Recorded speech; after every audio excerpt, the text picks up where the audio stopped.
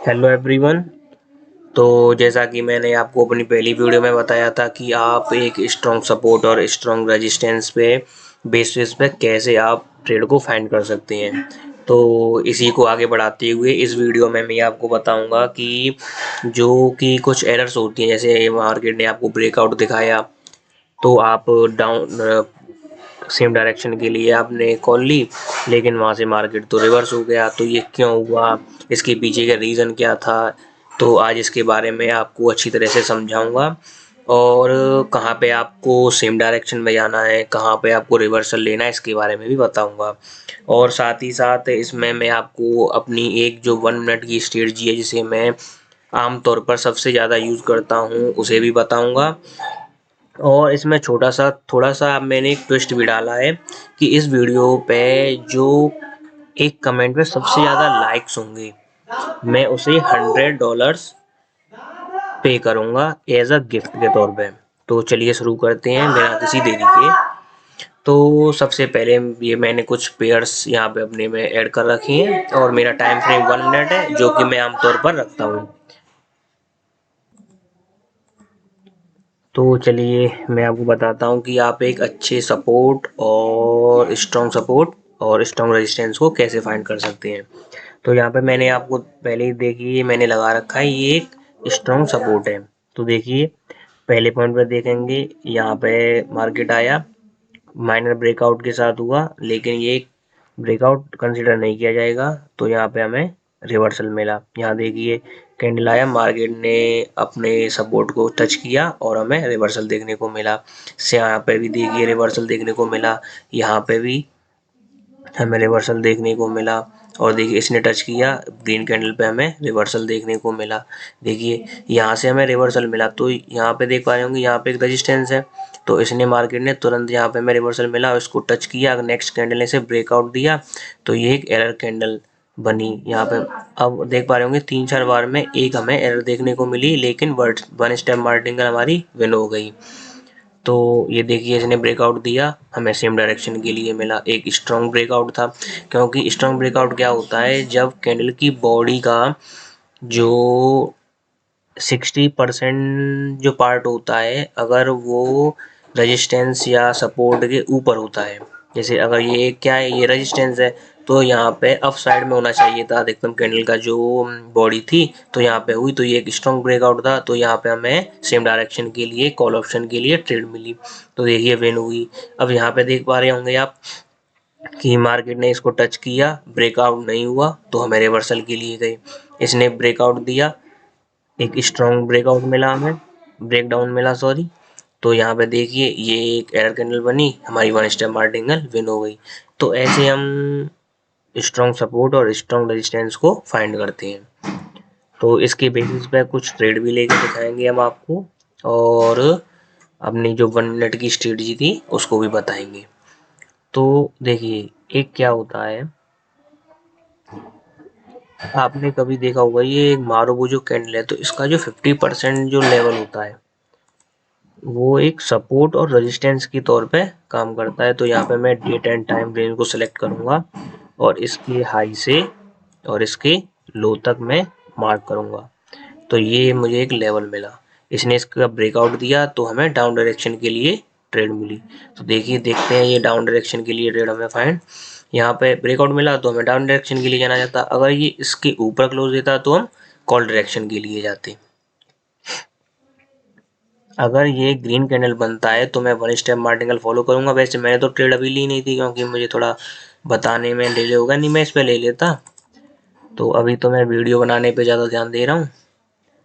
अगर ये ग्रीन बनती है तभी मैं डाउन डायरेक्शन के लिए ट्रेड लूंगा, अगर ये रेड बनती है तो ट्रेड भी नहीं हो गई।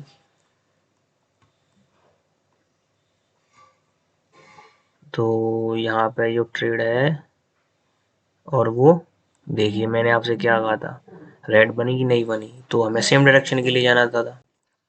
तो चलिए और देखते हैं।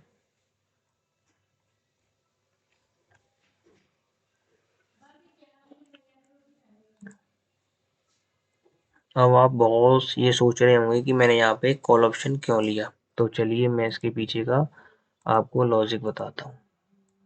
तो ये हमारा एक सपोर्ट था, अब आप देख पा रहे होंगे इस सपोर्ट पे जितनी भी कैंडल बनी है वो एक हाई वॉल्यूम के साथ बनी है, तो ये हमारा एक स्ट्रॉन्ग सपोर्ट होता। ठीक है, तो यहाँ पे थोड़ा सा गैप था, ये इसलिए वजह से रेड बनी है, तो वह स्टेप मार्टिंगल पे वैसे विन करेंगे। और जहाँ तक मुझे लगता है कि इसी कैंडल को ग्रीन में क्लोज होना चाहिए।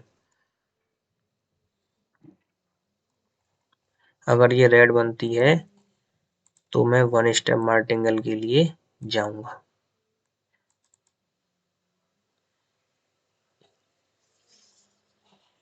ये गलती से मुझे पुट ऑप्शन लग गया, मैं तभी तो वीडियो बनाते हुए ट्रेड नहीं लेता हूँ। और आप देख पा रहे होंगे कि यहाँ पे ये हमें एक अच्छा खासा हमें विन दे के जाती, मतलब हमारा जो प्रिडिक्शन था वो बिल्कुल सही था। वन स्टेप मार्टिंगल पे देखिए, अगर हम इसे 2 मिनट पे देखेंगे तो ये ग्रीन बनेगी, लेकिन हम पे तो गलती हो गई, अब क्या किया जाए, चलिए छोड़िए इसे, कोई बात नहीं, थोड़ा बड़ा लॉस तो मैं आपके लिए ले सकता हूँ। अगर ये कैंडल इससे ऊपर क्लोज देती है तो मैं डाउन डायरेक्शन के लिए ट्रेड लूंगा। और नेक्स्ट पॉसिबल सपोर्ट ये है इसका, रेजिस्टेंस यहाँ पे माने की। मुझ पे थोड़ी गलती हो जाती है बोलने में, तो आप उससे ज़्यादा ध्यान नहीं दें। तो यहाँ पे मैं 3-4 ट्रेड लूंगा, जो मेरा पिछला लॉस था वो भी रिकवर हो जाएगा। और सबसे ज़्यादा इसमें ज़रूरी होता है मनी मैनेजमेंट। अगर आप मनी मैनेजमेंट अच्छी तरह से फॉलो करोगे तो आपको प्रॉफिट होगा, एंड ऑफ द डे आप प्रॉफिट में ही रहोगे। लेकिन आप ये समझो कि हम एक ट्रेड पे अपना पूरा कैपिटल लगा दें तो वो सबसे ज़्यादा, वो तो एक तरह से आप गैम्बलिंग कर रहे हो। तो गैम्बलिंग से बच के रहिए, और जितना आप रिस्क ले सकते हैं उसका भी मैं बोलूँगा 10% ही रिस्क लीजिए। जैसे आपके पास 10,000 कैपिटल है तो आप 70 रुपये से ही ट्रेड कीजिए। और देखिए ये हमारी जो ट्रेड है वो हमें विन दे के जा रही है अभी तो। और मैंने आपसे पहले कहा था, देखिए ये विन हुई, जो मेरा लॉस था वो सब रिकवर हो गया। तो मुझे तो 3-4 साल हो चुकी हैं बाइनरी मार्केट में, तो मैं ये मुझे पता है कि नेक्स्ट कैंडल क्या बनेगी। लेकिन अगर आप बिगिनर्स हैं तो आपको बहुत ही कम रिस्क के साथ आपको ट्रेड करना है। और देखते हैं, और यहाँ पे देखिए ये एक सपोर्ट है, लेकिन ये एक वीक सपोर्ट है। अब आप पूछोगे कि ये वीक सपोर्ट क्यों सर, आपने कैसे पता लगाया? तो देखिए, पहली बार देखोगे तो कैंडल ने इसके जो कैंडल में बॉडी थी, वॉल्यूम था वो बहुत कम है, लेकिन विक कितनी बड़ी है। यहाँ पे देखोगे जैसे ये सपोर्ट के करीब आती चली गई, बॉडी की जो कैंडल थी उनमें देखिए विक कितनी बड़ी बनती चली गई। और जो यहाँ पे एक रिवर्सल देखने को मिला वो भी एक कम वॉल्यूम की कैंडल है, मतलब ये वीक सपोर्ट है। अगर इसने इसका ब्रेकआउट दिया तो मैं सेम डायरेक्शन के लिए ट्रेड लूंगा। तो यहाँ पे मैं डाउन डायरेक्शन के लिए 2 ट्रेड प्लेस करूंगा, और देखिए ये 100% विन होंगी।